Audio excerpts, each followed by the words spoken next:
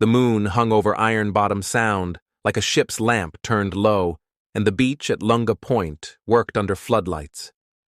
Men in helmets moved in rhythm, lift, walk, lower, lash.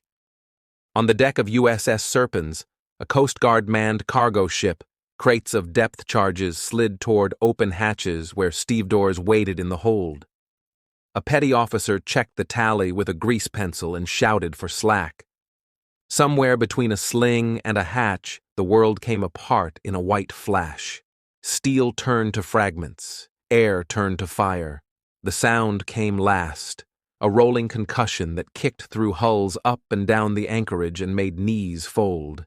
In seconds, there was no ship to fight for.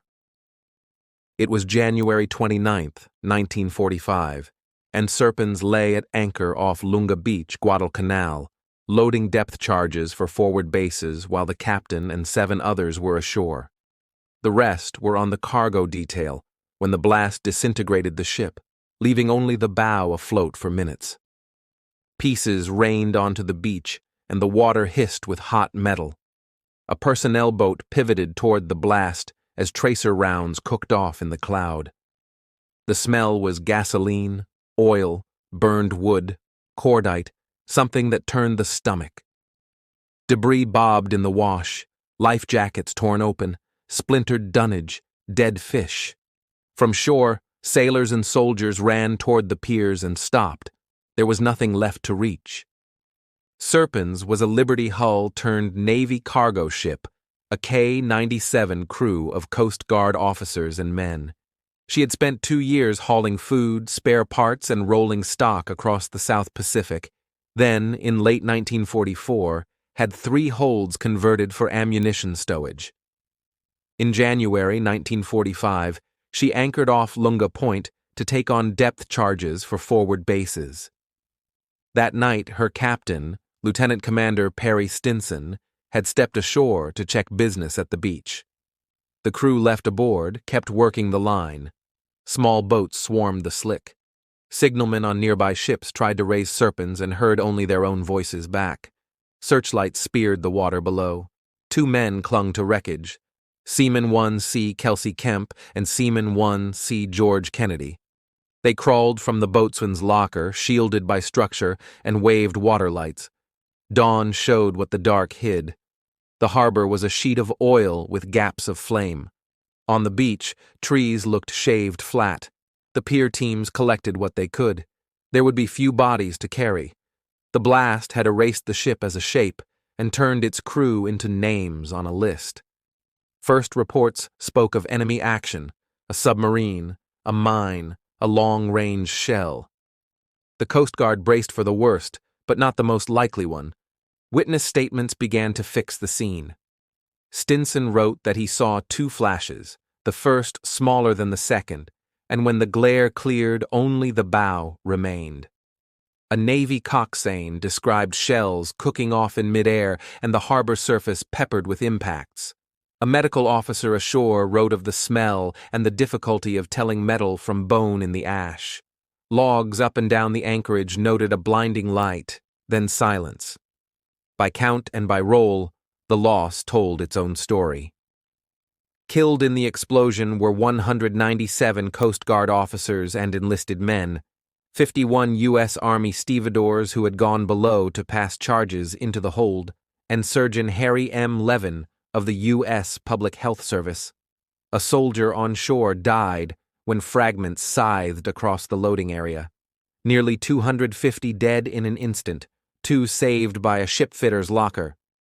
It remains the single worst loss of life in Coast Guard history, and one of the war's deadliest single-ship disasters. Message traffic in the first weeks recorded, "Enemy action not ruled out." Purple Hearts went to the 2 survivors and to Levin posthumously. But as the inquiry deepened, the line got straighter.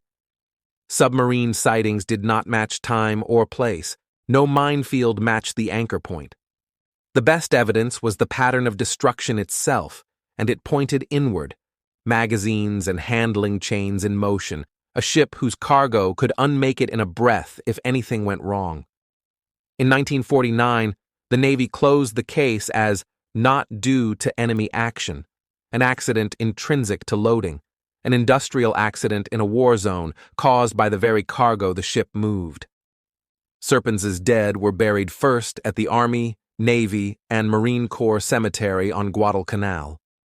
In 1949, their remains were exhumed and carried to Arlington National Cemetery. The cemetery held its largest single interment to that date, 250 men brought home together. The headstone is a monument on a common grave, a mass of names: sailors, soldiers, stevedores, and the ship's doctor.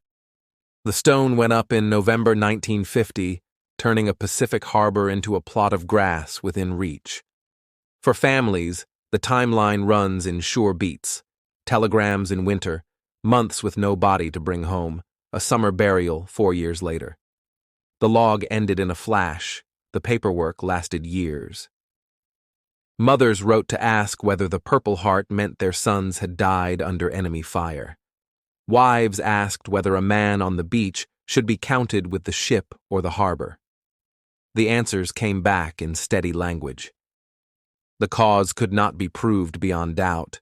The loss was not laid to an enemy weapon. The men were honored together. The investigation sat on a shelf with a label no one liked. As archives opened and anniversaries returned, questions surfaced again. Family members pressing the Navy to look for Japanese war records or a stray report that might place an enemy submarine in the Sound that night. Coast Guard historians went back to the record and to the physics. The case for an internal detonation remained stronger than for an external strike. The wreckage map told the same story as the first reports. Bow section isolated, the rest disintegrated. No hull to read for entry wounds, no fragments that argued a shell or torpedo. What keeps Serpens from slipping into footnotes is the ordinary work underway when it happened. This was a supply ship at anchor, working a line, moving crates from a pier to a hatch, the kind of labor that keeps fleets alive but rarely reaches headlines. The Coast Guard manned dozens of Navy cargo ships. Moving dangerous cargo under pressure was a craft the service knew. Safety meant procedures repeated until muscle memory held them. On most nights, that discipline made the danger boring and invisible. On that night, routine became shrapnel. The monument at Arlington stands for an answer no one would choose. It keeps the names together and refuses to separate the jobs they did. Families and Coast Guard units gather there in late January. Speakers repeat the number and place. 250 men. Lunga Point, January 29, 1945. The ceremony does what the inquiry did, fixes the facts and lets questions sit. A wreath leans against stone. A bugle call trails off in cold air. The line of visitors thins. After the blast, Kemp and Kennedy climbed out of the locker and onto the wrecked bow. They found 2 small water lights, the kind rigged to float and blink when they hit the sea, and snapped them on. In a harbor, awash with flame and debris, those faint blinks marked the only human shape asking for help. A base commander steered through the slick and pulled them from the wreckage. The rest was silence. Work crews, reports, a guard posted where a ship had been, and a morning that felt older than it should have. Thank you for listening to the Sunken Ledger. Subscribe for more true stories from the depths.